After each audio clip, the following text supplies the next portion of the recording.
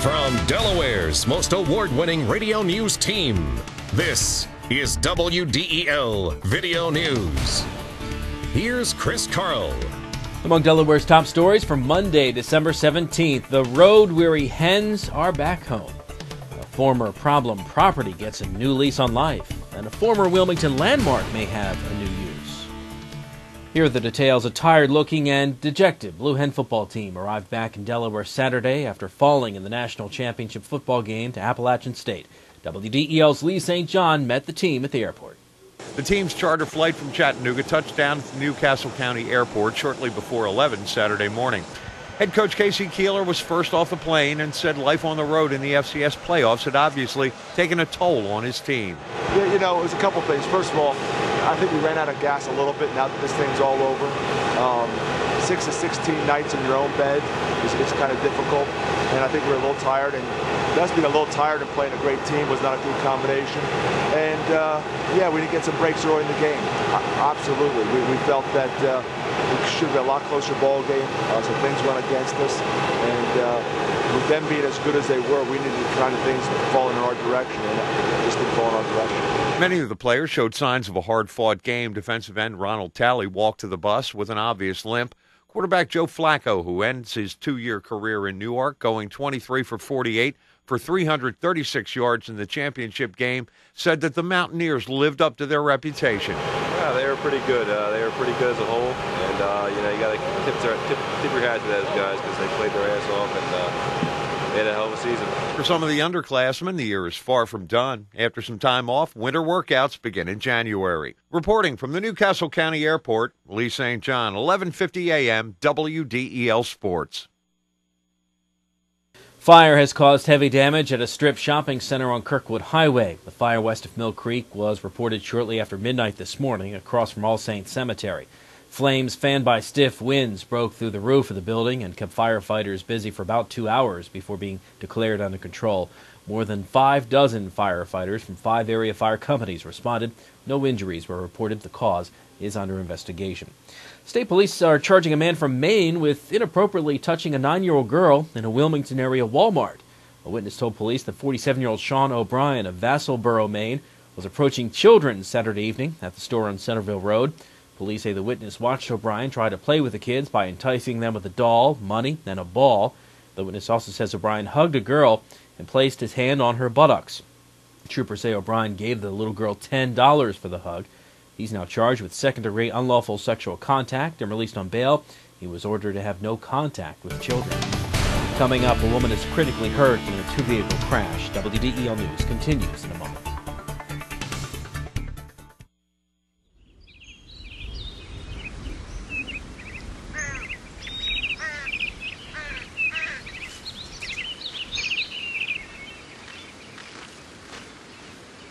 As you look for your college experience, make sure you look at Wilmington College, your key to success.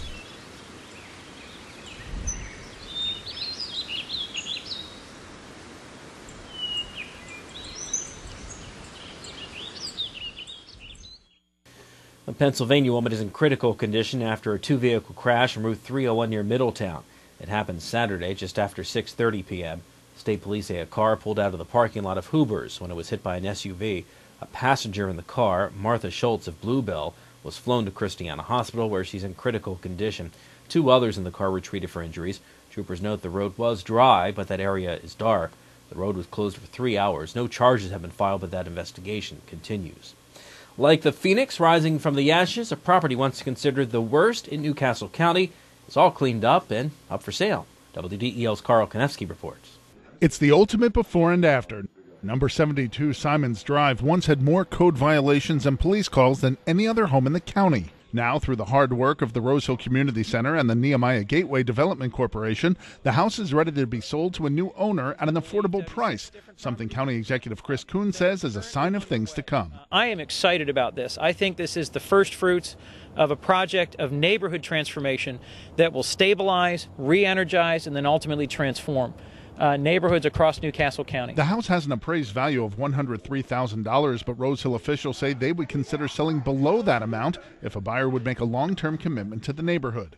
Kuhn says Rose Hill's initiative fits in with programs all across the county. This connects with our fundamental commitment to providing affordable housing for home ownership, to working in partnership with neighborhood groups on public safety through Neighborhood Watch, and more than anything, to work with grassroots community organizations in ways that help revive and sustain quality communities for people across Newcastle County. The county helped the project by moving the property to sheriff's sale and giving Rose Hill Community Development Block Grant money for the rehabilitation.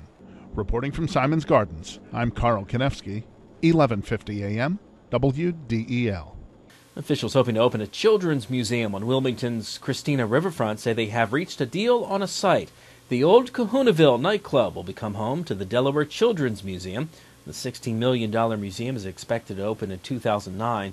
The former executive director of Opera Delaware, Julie Van Blarcom, has been named executive director of the museum. She says more than $6 million has already been raised for the museum. Well, the Eagles D takes a stand in Big D. WDEL Sports in your Delaware AccuWeather forecast coming up. When it comes to flooring, great style doesn't have to be expensive, especially when you shop at Carpet One Floor & Home. Our 1,000-store buying power gives you the best prices on hardwood, carpet, tile, laminate, and more, including brands you'll find exclusively at Carpet One Floor & Home, like Liz Claiborne Home, Good Housekeeping with Resista, and Lee's, all with guaranteed installation and no payments for 1 year. See how easy it is to find your perfect style. Shop in store, online, or in-home, only at Carpet One Floor & Home. In WDEL Sports, the Eagles defense shut down the potent Dallas offense as the Birds upset the Cowboys 10-6. Dallas quarterback Tony Romo threw 3 interceptions, the second of which set up the only touchdown of the game, a 1-yard scoring pass from Donovan McNabb to Reggie Brown.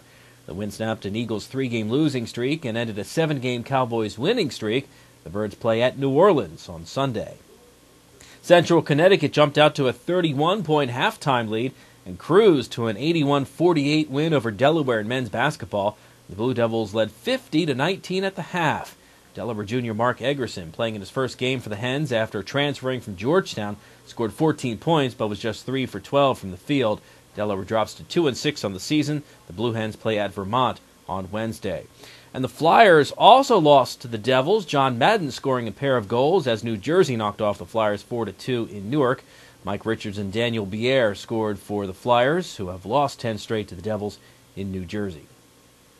Your WDEL Delaware AccuWeather forecast, clouds and a few flurries today, giving way to some sunshine later on, and still windy, a high of 40. Those winds will die down tonight with clearing skies, low of 20. For tomorrow, sun and clouds, and a high of 42. Good news updates throughout the day. Delaware's top stories at the top of the hour on 1150 a.m. And get WDEL News text alerts sent to your cell phone. Sign up here at WDEL.com. I'm Chris Carl. Thanks for watching.